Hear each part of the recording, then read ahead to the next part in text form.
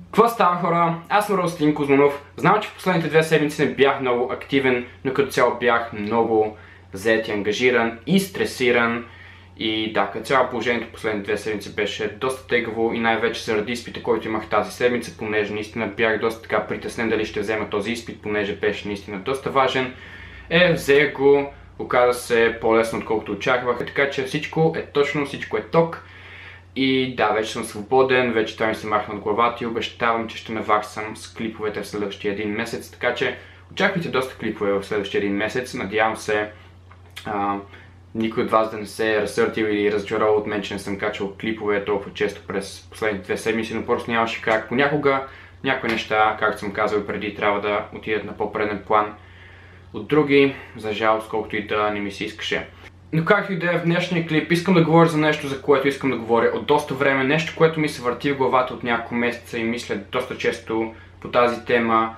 И това нещо е коя е най-добрата диета. Коя е най-добрата диета, която ще ни помогне да си постигнем целите и която ще ни помогне да запазим резултатите, които сме постигнали от тази диета, след като спрем с диетата и в крайна сметка да изглеждаме добре и да се чувстваме добре.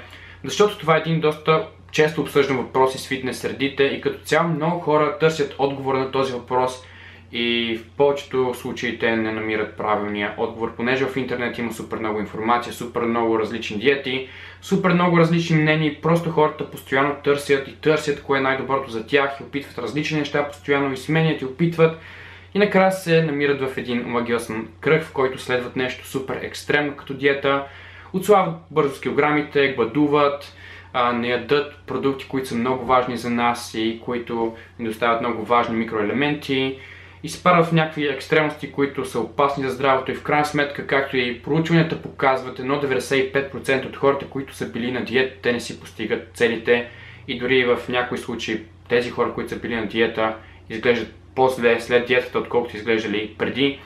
И наистина трябва да се замислим защо това става и защо всъщност в смисъл, каква е причината това да става? Защото наистина много хора се питат постоянно за това и постоянно търсят правилният отговор. Така че в днешния клип аз искам да ви дам правилният отговор, за да спрете да се чудите какво да правите и как да процедирате, когато искате да подобрите формата си, да изгубите излишни килограми и така нататък. Така че нека да започнем от начало, базовите неща, които трябва да знаете, за да намерите най-добрата диета за вас, защото термина най-добра диета е различен за всеки.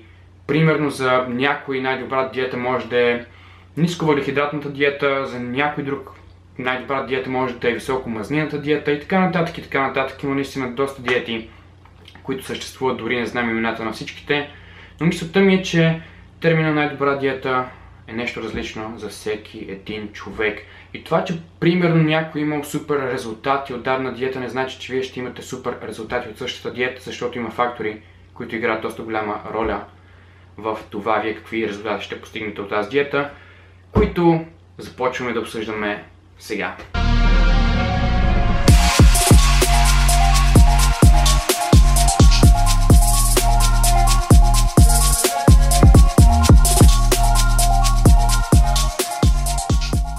За да намерим най-подходящия и ефикасен начин за нас за понижаване на тегло, ние първо трябва да разберем и осъзнаем как всъщност понижаването на тегло става, как всъщност това работи. Знам, че повечето от вас, които ме следите от повече време, вече със сигурност знаете как става това, но понеже съм убеден, че ще има поне един нов човек, който не е чул, за това ще го кажа отново. За да понижите тегло, за да изгубите излишните килограми, вие трябва да приемате по-малко калории, отколкото изразходвате. Трябва да поставите тялото си в калориен дефицит. И знам, че на пръв поглед това звучи доста лесно, но всъщност проблема идва тогава, когато трябва да намерите най-подходящия и ефикасен начин за поставяне на вашето тяло в калориен дефицит за достатъчно дълго време, защото всъщност колкото по-дълго вие сте в калориен дефицит, толкова по-добри резултати вие ще имате. Има различни начини, по които вие можете да навлезете в калориен дефицит, но проучванията показват, че най-добрия и ефикасен начин е комбинацията от силови тренировки и диета, защото силовите тренировки ще ви помогнат вие да изградите или запазите мускулна маса по време на тази диета и също така вие ще горите повече калории като цяло заради тренировките, което автоматично ще ви позволи вие да хапвате повече калории по време на тази диета, което от друга страна ще ви помогне вие да се придържате по-дълго към диетата, от което, както казах, следват по-добри резултати. Друг начин, по който може да поставите тялото в калориен дефицит е само чрез диетата, т.е. само чрез ограничаване от храната, без да правите никакви тренировки, на което аз определено не съм фен и смятам, че не е ефикасно и оптимално, защото вие няма да давате никакъв стимул на тялото ви да запази мускулатурата, която има, и често това води до голяма загуба на мускулна маса по време на тази диета, по време на калориен дефицит. И хората, които са изгубили килограми по време на диета без да правят никакви тренировки, обикновено в края изглеждат доста сплескани и отпуснати, което за мен не е окей. И това не изглежда добре отстрани. Поне това е моето мнение, разбира се, всеки има различно виждане за нещата, но моят съвет към вас е: комбинирайте диетата ви с каквито и да е вид тренировки. В смисъл, не е задължително да тренирате в фитнес с тежести, защото знам, че това не е хубаво за всеки. В смисъл, не всеки му харесва да прави това. Това ми е напълно ясно, но има и други спортове, като примерно плуване, бокс, кикбокс и така нататък. Просто намерете спорта, който ви допада на вас най-много и го комбинирате с диетата, така определено ще имате доста по-добри резултати в края на диетата, отколкото ако само се ограничавате от храната и не правите никакъв вид тренировки. Целта на всяка една диета е да постави тялото ни в калориен дефицит, защото, както казах вече, чрез калориен дефицит ние губим излишни килограми и определено това трябва да е целта на всяка една диета. И за някои хора в началото е напълно достатъчно те да се ограничат от така наречените мръсни храни, за да може да свалят няколко килограма, да се подобрят телесната композиция като цяло и така нататък. Защото ако един човек с много лоши хранителни навици спре да приема така наречените вредни храни, които обикновено са богати на калории, то просто няма начин този човек да не отслабне с няколко килограма и да не си подобри телесната композиция. Няма спор в това, но определено за мен това не е дълготрайно и приложимо решение за всеки един човек, защото всъщност много хора си мислят, че преминаването от така наречената мръсна храна към полезна храна е напълно достатъчно, за да можете да изгубят излишни килограми и да постигнат желаната форма, но определено това не важи за всеки. За някой може да важи в началото, да, за някои хора това може да е напълно така ефикасно решение, но според мен за повечето хора не е, защото мога да ви кажа, че тялото няма очи да види дали ние приемаме мръсна храна или чиста храна. Тялото разбира само от калории, белтъчини, въглехидрати и мазнини. Да, определено мръсната храна не е добър избор, защото, както казах, тя е супер богата на калории и също така много бедна на така наречените микроелементи, витамини, минерали и фибри, които също са много важни, но в крайна сметка тялото най-вече разбира от калории, белтъчини, въглехидрати и мазнини. Тоест, вие дори да преминете само към полезна храна, дори да започнете да се храните само с полезна храна, но си надвишавате калориите, които трябва да приемете за деня, то вие може да покачвате килограми. И това определено трябва да го знаете, защото това, че вие ядете само рис, броколи и пилешко по цял ден и се тъпчете с така наречената полезна храна по цял ден, не значи, че вие ще изгубите излишни килограми, че ще постигнете целта си, защото вие всъщност дори може да дебелеете, докато хапвате тези храни. Има хора, които на закуска, чрез полезна храна, в случая и аз, мога да си набавя, ако искам, и 3000 калории само от полезна храна за закуска, ще направя есени ядки, чия, мед, мляко, 10% кисело мляко и така нататък. И така нататък имат доста възможности за висококалорични полезни хранички, но това, както казах и както може би вече разбирате, не е решение. Не е решение, защото всичко опира до калорийния прием и до това вие колко калории приемате от храната. Няма как да излъжете тялото си, както казах, той няма очи да види каква храна приемате. Така че имайте това в предвид, когато вие преминавате на диета и когато си мислите, че нали, ако примерно спра да ям банички и пък започна да ям рис с пилешко, това ще е решението. Определено това за някои хора може да е решение, но според мен за повечето хора не е решение, защото често се получава така, че когато те преминат към полезна храна, те дори могат да започнат да дебелеят повече, отколкото преди, когато са яли мръсна храна. Но това е доста, не доста по-различна тема, но леко се откъснах от темата, но това, което имах предвид е, че всяка една диета има за цел да постави тялото ви в калориен дефицит. И като цяло, че има много диети в този свят и сигурно цял ден няма да ми стигна да изборявам всичките диети, защото наистина са супер много и честно казвам искам и да ги знам всичките. Но за пример, едни от най-известните диети са например диетата 90-дневна диета, фастинг диета, кето диета, високомазнина диета, въглехидратна ротация, ниско въглехидратна диета, палео диета, аткинс диета и така нататък. Няма да ги изборявам всичките, просто ми става лошо като сети колко много диети има и колко много информация има в интернет за тези диети, защото наистина това кара хората да се объркват супер много. Но това, което ме интересува, хора, е, че вие ще изберете диетата, която най-много би ви допаднала и към която смятате, че най-много време ще се придържате. Защото, както казах, това е номер едно, когато избирате диета. Трябва да изберете диетата, към която знаете, че вие ще се придържате достатъчно дълго време, защото това ще направи най-голямата разлика.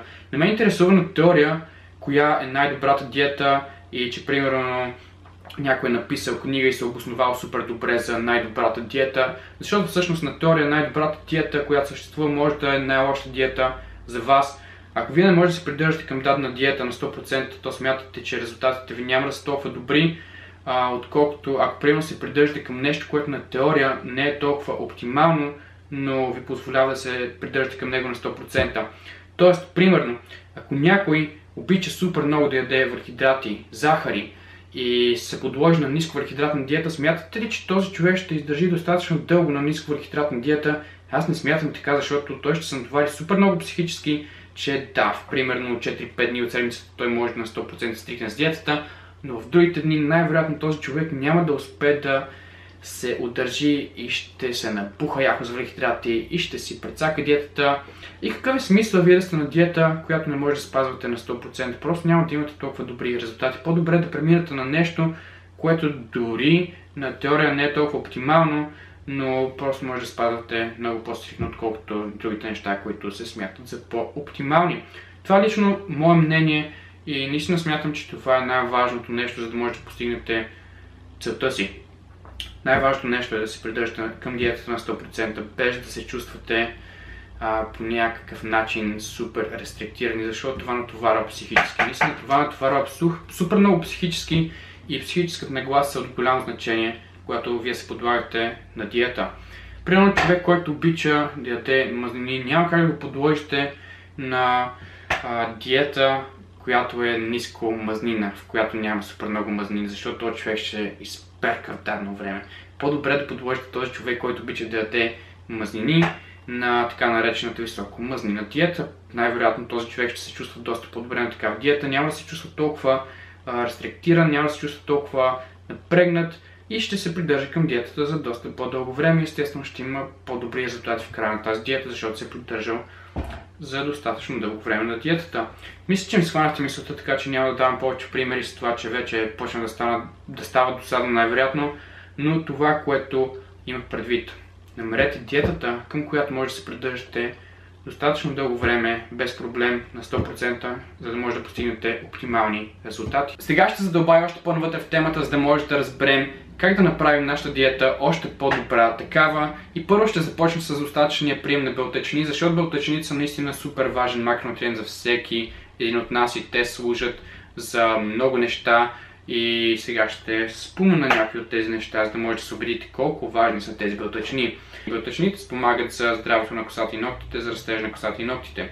Тялото ни също така използва белтъчини за изграждането на нови тъкани и възстановяването на повредени такива, което означава, че белтъчините ще спомогнат изграждането или запазването на мускулна маса по време на диета, за което вече говорих, защото наистина това е доста важна част, ако искате вие да изглеждате добре в края на диетата ви и да не сте изгубили много мускулна маса, защото ако изгубите много мускулна маса, както казах, ще изглеждате отпуснати, сплескани или така нареченото skinny fat тяло. Ще го имате. Белтъчините имат доста по-голям термичен индекс от въглехидратите и мазнините, което означава общо взето, че вашето тяло използва доста повече калории за обработката на белтъчините, отколкото за обработката на въглехидратите и мазнините, което означава, че вие ще си увеличите енергоразхода малко чрез приема на белтъчини. Също така белтъчините са най-засищащият макронутриент, което според мен ги прави задължителни по време на диета, защото няма да чувствате толкова голям глад. Също така има проучвания, които показват, че хората, които приемат достатъчно белтъчини по време на калориен дефицит, губят еднакво количество тегло в сравнение с хората, които са също в дефицит, но не приемат достатъчно белтъчини. Но голямата разлика е там, че тези, които приемат достатъчно протеин, горят повече подкожни мазнини и запазват повече мускулна маса от другите, които не са приемали достатъчно белтъчини, което е напълно логично, защото мускулната тъкан е активна тъкан и мисля, че тя гори 6 пъти повече калории, отколкото другите тъкани в тялото ни. Така че замислете се за това, наистина е доста важна точка. Мисля, че вече се досещате, но ако всъщност наистина е толкова важно да приеме достатъчно белтъчини, то тогава в случая някои от диетите, които съществуват, би трябвало да отпаднат от нашия евентуален избор за диета, като например 90-дневната диета, защото доколкото знам при нея, вие приемате белтъчини само на всеки 4 дена, което определено не е оптимално, т.е. през другите дни вие не приемате никакви белтъчини почти. Така че смятам, че 90-дневната диета определено трябва да отпадне от списъка ви за диети. Като край на тази точка ще сложа препоръчителният прием за белтъчини на екрана. Следващото нещо, с което ще говоря, е достатъчен прием на мазнини. И тук искам да спомена, че има много грешно мислене, че мазнините са нещо лошо, защото повечето хора като че ли свързват мазнините с думата подкожни мазнини, а всъщност двете неща, т.е. макронутриентните мазнини, няма нищо общо с подкожните мазнини, а всъщност мазнините са много важен фактор за функционирането на нашите тела правилно. И сега ще прочета някои от функциите на мазнините и с какво всъщност служат те. Служат за регулирането и производството на хормони, за хормоналната среда, хормоналния баланс. При мъжете служат за производството на тестостерон. Тестостерон, мъже. Телата ни се нуждаят от достатъчно мазнини, приети от храна, за да може мозъка ни да функционира правилно през деня, което предполагам също е доста важно. Мозъка ви да функционира правилно, защото иначе лошо е. Особено ако работите някаква работа, която изисква повече мозък. Мазнините спомагат усвояването на витамините А, Д, Е и К, или така наречените масно разтворими витамини. Минималната доза за прием на мазнини е по принцип 50. Минималната доза за прием на мазнини на ден е 15% от общите калории за деня, но аз лично бих ви препоръчал да не падате под 20%, защото тогава вие може да се навредите здравословно, има шанс да получите хормонален дисбаланс в тялото ви, което определено не е окей нещо. Така че по-добре стойте на безопасната здравословна среда, която е над 20%. Разбира се, процентите зависят от вида диета, който вие ползвате. Ако вие сте на кето диета, на високомазнина диета, то тогава, разбира се, този процент ще е по-висок, може дори да е 40%, може да поискате и 50%, не знам, това ще зависи от вида диета, който изпълнявате, но мисълта ми е, че вие не трябва да падате до някакви супер ниски стойности относно мазнините, защото наистина това може да е опасно за здравето ви и може да се навредите доста. Следващото и последно нещо, за което ще говоря в този клип, е приема на въглехидрати. И това, което само ще кажа за въглехидратите, е, че вие просто не трябва да изпадате в някакви супер ниски, екстремни стойности на въглехидрати, освен ако нямате някакви здравословни проблеми, които изискват наистина доста нисък прием на въглехидрати, или пък сте голям фен на кето диетата, при която процента въглехидрати за деня от общите калории мисля, че беше около 5%, което наистина е доста ниско. Така че ако вие нямате някаква такава достатъчна логична причина за да бъдете на ниски въглехидрати, то просто не бъдете на ниски въглехидрати, защото въглехидратите са също много важен макронутриент за нас. Така че, да, това общо взето, което имам да кажа за тях. Ако искате да си сметнете макронутриентите, т.е. белтъчините, въглехидратите и мазнините и да си направите хранителен режим за вас, то тогава изгледайте клипът ми как да си направим хранителен режим, към който ще има линк в описанието на този клип, така че определено го изгледайте, ако все още не сте. И общо взето, хора, това беше от мен за този клип. Надявам се клипа да ви е харесал, да ви е бил полезен и да ви помогне в начинанието с намирането на най-добрата диета. Моля ви, дайте палец нагоре, споделете клипа, за да достигне до повече хора и също така самия ми канал да достигне до повече хора, защото всяко едно споделяне и харесване наистина ми помага за развиването на канала. И както може би вече знаете, ако ще съберем 10 000 тук в YouTube до края на юли месец, аз ще направя предизвикателството с 10 000 калории, докато съм в България, защото, както казах, следващата седмица отивам в България, ще бъда там за един месец. Така че постарайте се, помогнете ми в това начинание да събера 10 000 абонати до края на юли месец. Споделете клипа, абонирайте се, ако все още не сте го направили и ще се видим в следващия клип. Peace!